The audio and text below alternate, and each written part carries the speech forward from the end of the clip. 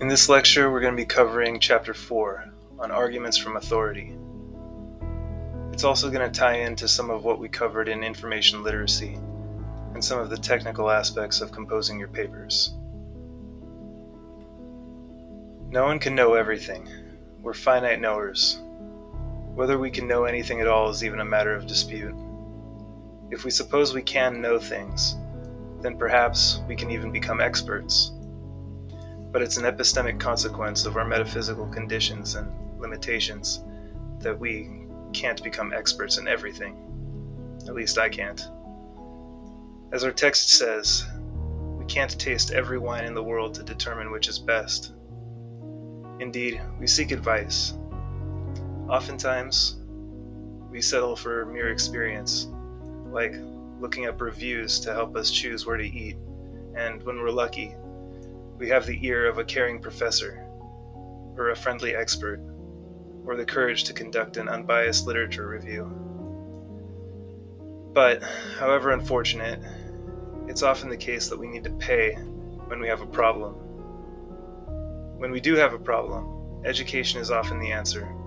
Not necessarily educating ourselves, but relying on the education of others. When we're dying, we seek a doctor. When you need a divorce, you seek a lawyer.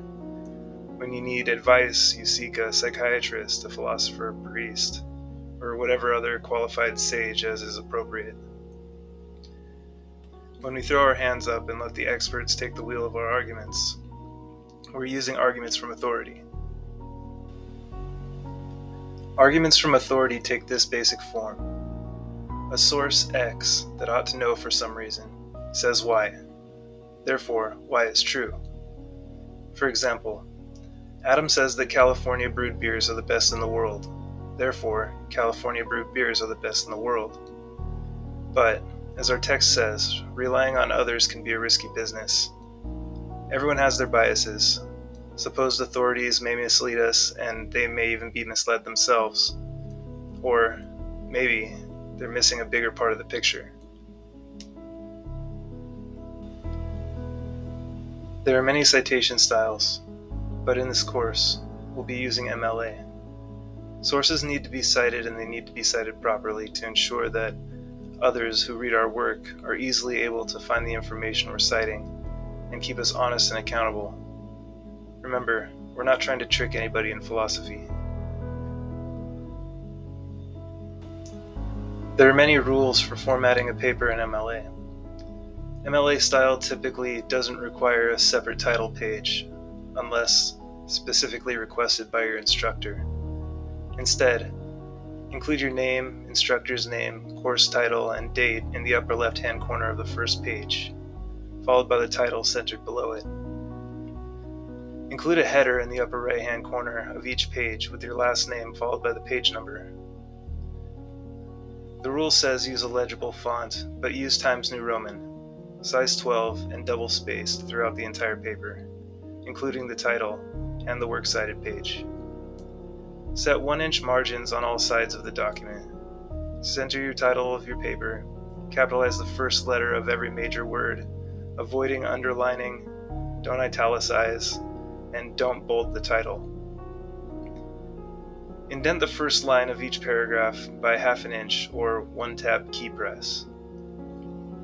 Number all pages consecutively in the upper right-hand corner, 1/2 inch from the top, and flush with the right margin. List all the sources used in your paper on a separate page entitled Works Cited, centered at the top of the page. Alphabetize the entries by the author's last name. Follow the MLA format for citations, including hanging indentation and proper formatting for various source types, like books, articles, websites, and so on. Whenever you use information from a source in your paper, include an in-text citation immediately after the borrowed information. The format typically consists of the author's last name and the page numbers in parentheses. For example, Smith 25. When incorporating direct quotations, use double quotation marks and provide the page numbers of the source in parentheses after the quotation.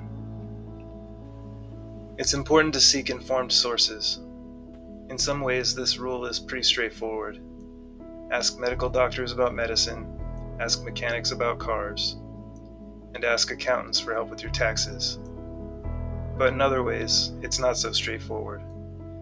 Many people, and perhaps most people, lack information literacy. They believe anything that fits their biases and personal narratives. They'll reject anything that doesn't agree with their starting point ideas, and they accept information from unreputable sources, like social media, politically biased news sources, and basic Google searches.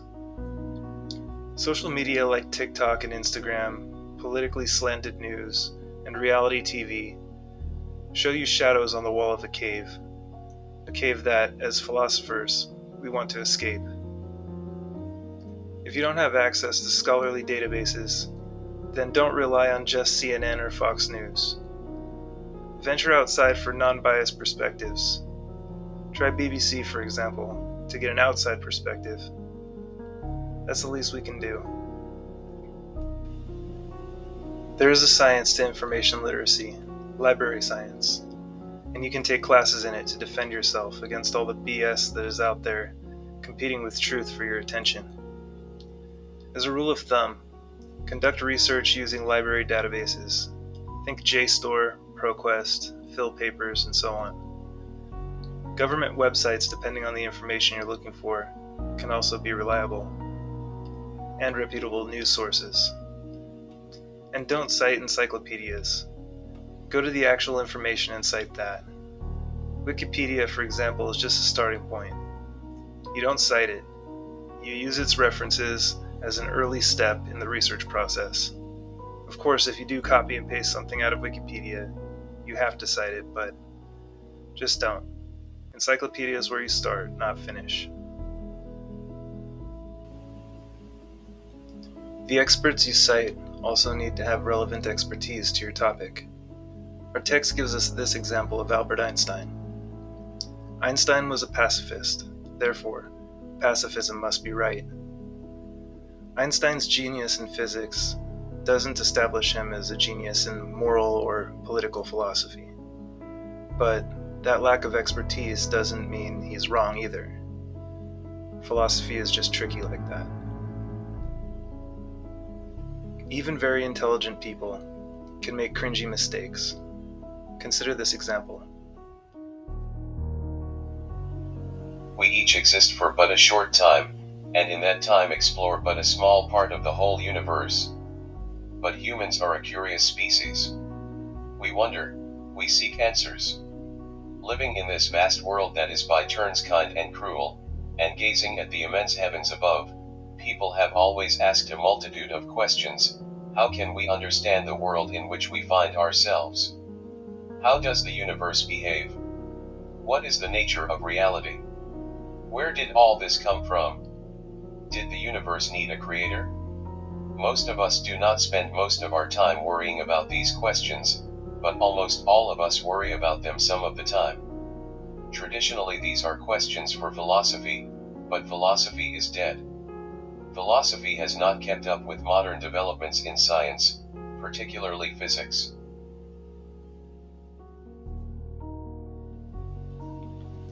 I'm willing to bet that most philosophy students can immediately see these problems. Questions of understanding are epistemological. Questions of the nature of the universe and reality as a whole are metaphysical. He even touches on ethics. There are many problems in this argument, but the glaring one is this. This hero of mine is depending on philosophy to challenge the value of philosophy. And if you don't see it yet, I'll leave it to you to discover it on your own.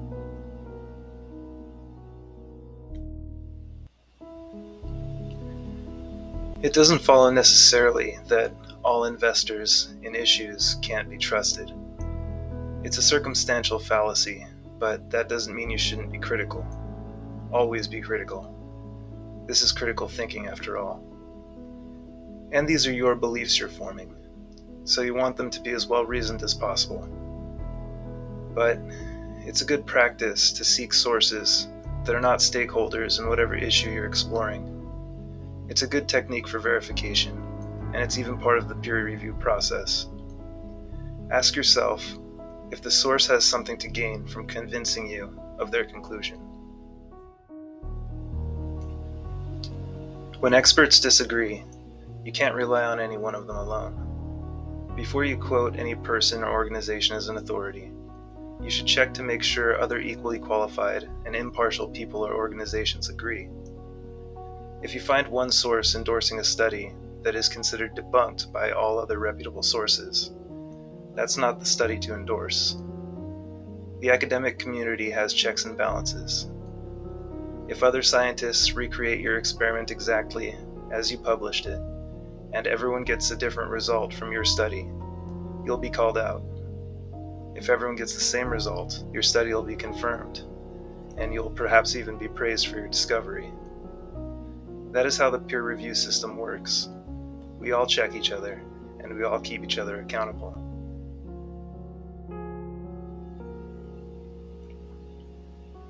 Personal attacks aren't enough to discredit someone.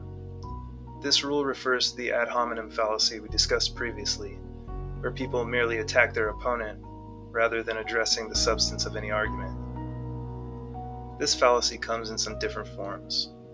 One is the abuse of ad hominem, and this fallacy occurs when someone is insulting or using offensive language against a person making an argument without addressing the argument itself. There's also the circumstantial ad hominem that we alluded to earlier, which occurs when someone dismisses an argument by pointing out the circumstances or the personal interests of the person making it, without addressing the actual content of the argument. And that's the key. The tu quoque, or the you too fallacy, is also an ad hominem. This involves dismissing an argument because the person making the argument is being a hypocrite in some way, or is guilty of the same thing that they're arguing against. And it clearly doesn't follow that they're wrong just because they're being hypocritical.